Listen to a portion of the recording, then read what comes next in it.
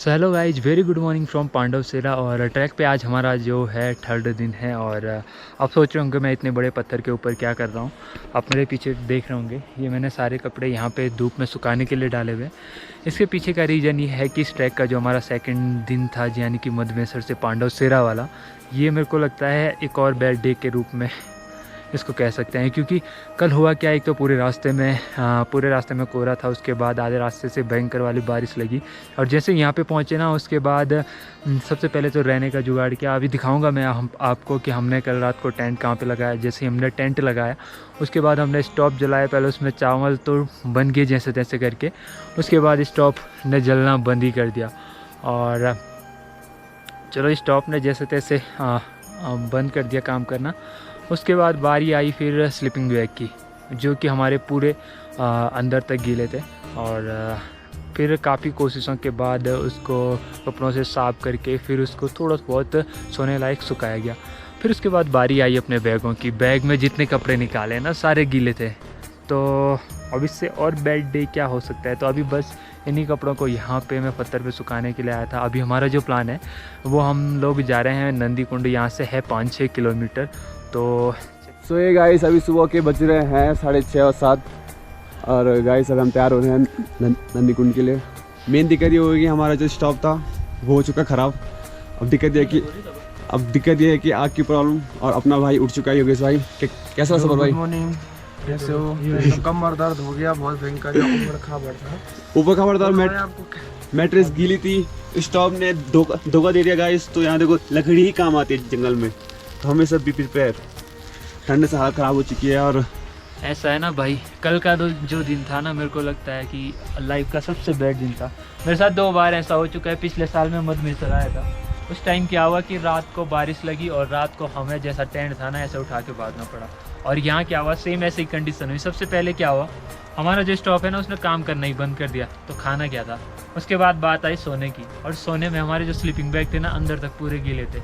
और sleeping bag की तो छोड़ो, जो हमारे बैग थे ना, वो भी अंदर तक पूरे भीगे हुए थे। मतलब जो कपड़े पहनने के ना, वो सारे गीले पड़े। इसलिए हमने रात को यहाँ बाहर पे रख दिया। मैंने हमारे स्लीपिंग बैग भाई, मैंने स्लीपिंग बैग उसने लगा दिया। कुछ तो रहम कर देते ऊपर वाले। मरने के लिए भेज दिया हमको इधर भयंकर। बुकिंग करा के आए, बुकिंग करवा के इतना दौड़ के आए मरने के लिए भयंकर। तो गाइस अभी इस टुवर्ड्स दैट, पर बेटा छोड़ेंगे नहीं, जाके आएंगे, जाएंगे भाई, देखी जाएगी। हाँ पार होने दे दे। चलो हाँ जी, तो चले गाइस। भाई ये बड़ा सा पत्थर है और इसके नीचे कल रात को हमने अपना टेंट लगाया था। और यहाँ पे अंकुश भाई ने जैसे तैसे करके लकड़ी जला के सूप की तैयारी कर रहे हैं। और बाकी अंकुश भाई, कैसा रहा कल का दिन आपका? भाई ऐसा है, नंदी कुंड जाना तो जाना है, बस बात खत्म। वो बात की बात है, पहले कल का एक्सपीरियंस बता। ठीक है यार, बस फॉग के चक्कर में ये खराब हुआ, इसके कारण दिमाग खराब हुआ। और हमारा जो क्या है, स्लीपिंग बैग गीला था। ये दोनों चीजें बस सब ठीक है यार। ट्रैकिंग तो चलता है, ठंडा बनना नहीं है ब्रो। बाकी यार लोग खुद बोलते हैं यहाँ पर, ये क्या नाम है यहाँ का? पांडव सेरा। तो ये देखने लायक अच्छी जगह नहीं है। मेरे को कोई अच्छा नहीं लगा यहाँ पे।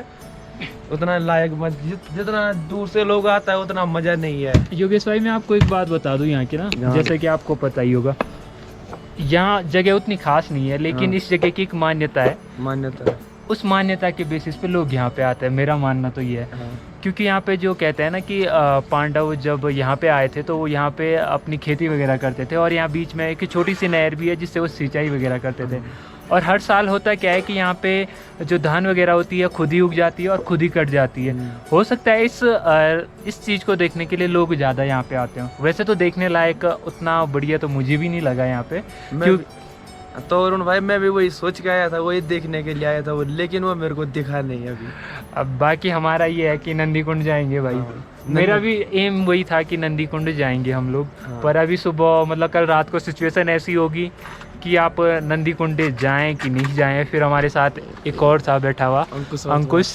और अब हम लोगों ने डिसीजन लिया है कि जाएंगे तो नंदी कुंड जाएंगे। तो डन हो गया हमारा, डन हो गया। तो बस अभी यहाँ पे अंकुश भाई सूप की तैयारी कर रहे हैं। सूप काफी नहीं बोलना। चल गिलास भी काले रख रखे बदले भाई। और सब तो गाइस गलती ये हुई कि इसमें नमक नहीं पड़ा, तो हमारे पास मैगी सूप था और मैगी पाउडर था तो डाल दिया। अभी भाई उसको कर रहा है भाई यार, वो बड़ी होलसेल में। चलते हैं। हमारे साथ पोटर है अंकु भाई। सो गाइस जो आज हमारा डे थर्ड है इस ट्रैक का, और जो हमारी डेस्टिनेशन है वो है यहाँ से नंदी कुंड।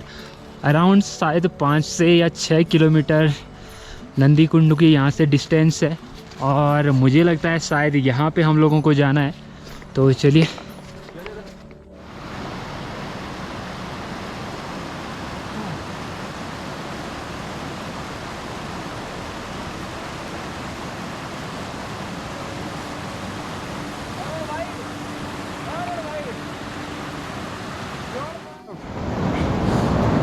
वैसे नदी होती भयंकर नहीं है, मगर पानी ठंडा है ना। नहीं है ना, ऊपर ग्लेशियर से आ रहा है पानी। या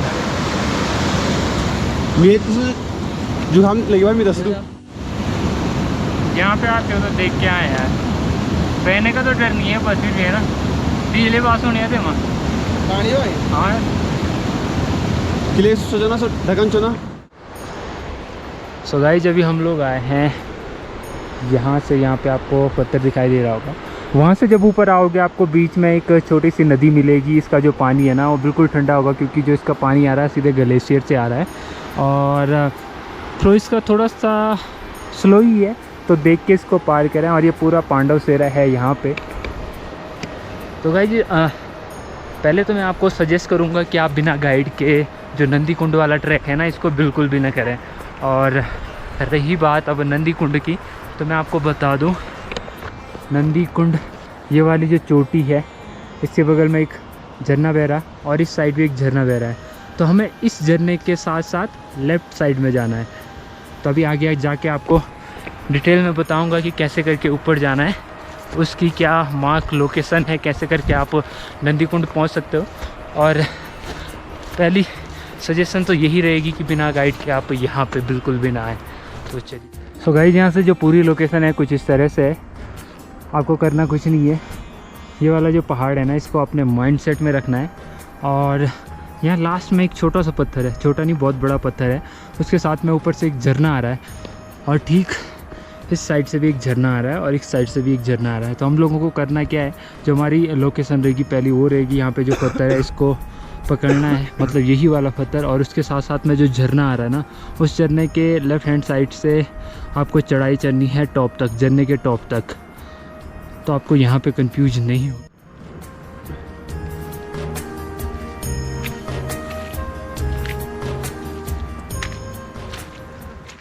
सो गाइस अभी तक हम जिस पांडव सेरा की बात कर रहे थे कि पांडव सेरा में एक्चुअल में होता क्या है कि जब पांडव लोग यहाँ पे हुआ करते थे तो यहाँ पे उनकी जो खेती आपको पीछे दिखाई दे रही होगी नीचे पानी, और साथ में हल्का हल्का सा अगर आपको दिखा दूँ तो कुछ ऐसा है। तो ऐसा माना जाता है कि जब पांडव यहाँ पे आए थे उस टाइम यहाँ पे खेती करते थे, और जैसे हम लोग अभी खेती करते थे ऐसे ही वो लोग भी यहाँ पे खेती करते थे। और अभी तक ये प्रोसेस चलता रहता है, भले ही आप माने न माने। लेकिन जो मान्यताओं की माने ना, तो हर साल यहाँ पे फसल खुद ब खुद काटी जाती है, खुद ब खुद बोई जाती है, और सारा प्रोसेस खुद ब खुद होता है। तो यही थी पांडव सेरा की एक स्टोरी। तो चलिए नंदी कुंड जाना है, और चारों तरफ से जो मौसम है ना वो धीरे धीरे पैक होता जा रहा है। सो गाइस जो आप ये नहर देख रहे हो ना यहाँ पे, इसी नहर के द्वारा जो पांडव होते थे ना अपने खेतों को सिंचाई का काम करते हैं, और अभी भी ये नहर वही चली आ रही है। और पूरा जो प्रोसेस मैंने आपको बताया कि अभी भी सेम वही चलता रहता है। तो ये है वो नहर जिससे पांडव सिंचाई का काम किया करते थे, और अभी भी इसी से हो।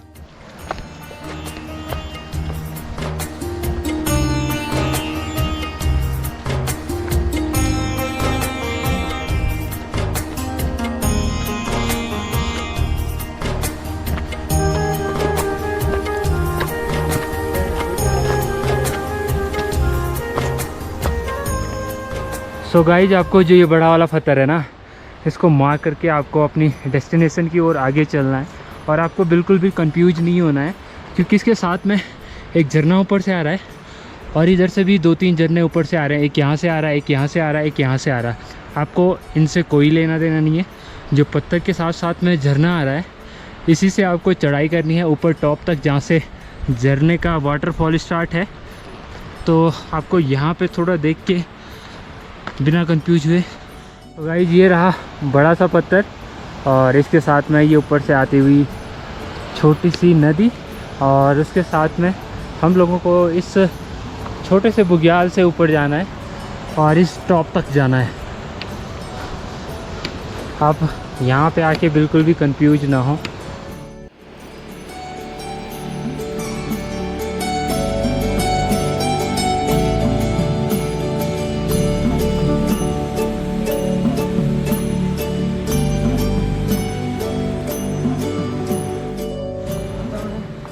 हम 6 बजे जॉब सो गाइस यहाँ से जो ब्रह्म कमल है ना वो मिलना स्टार्ट हो गया है, और अभी जो ब्रह्म कमल की हालत है ये धीरे धीरे गलने की स्थिति पे आ गया है, और कुछ दिनों बाद ही ये और पूरा मुरझा के नीचे गिर जाएंगे। और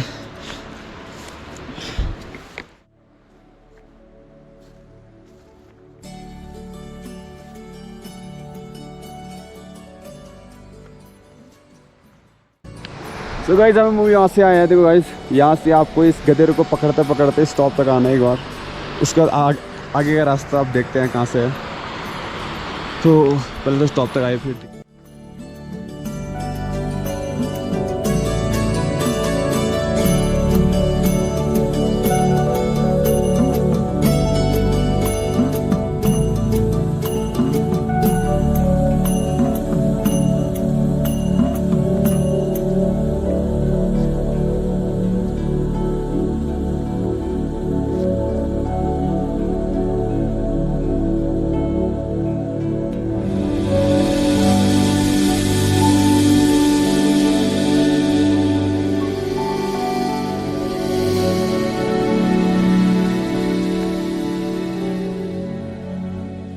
सबसे पहले तो जो टॉप की हम बात कर रहे थे ये रहा वो वाला टॉप, और इसके साथ साथ में थोड़ा सा आगे तक यहाँ पे जो फुटप्रिंट्स होते हैं, मतलब जो रास्ता है वो बना हुआ है, और हम लोगों को लास्ट में उस नदी को क्रॉस करके उस साइड जाना है।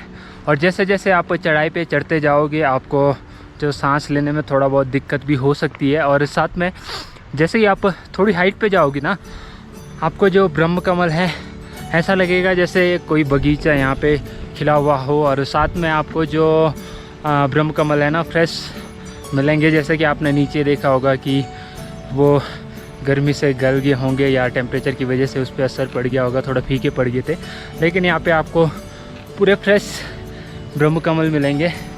तो चलिए, यहाँ से ज़्यादा आधा किलोमीटर होगा अभी नंदी कुंड, तो चलिए।